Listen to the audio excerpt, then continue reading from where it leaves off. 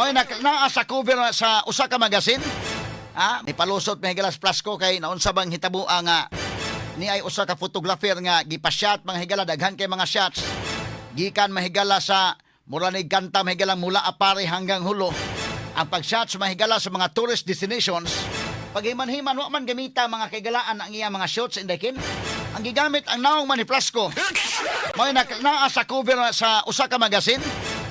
Mo nang ni-post kini mong photographer, oy, naunsa bang hitabo ang pila ka libo ang mga shots sa nagkadaiyang mga tourist spots. Naunsa ba nga kini mang naong din Plasco maibutang?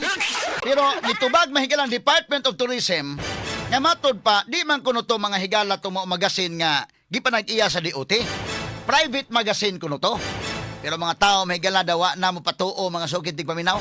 Murag ang mga tao maingon istoryahe. Wa may mataw gahapon. Murag inana man dapit ang reaksyon sa katawhan andekin.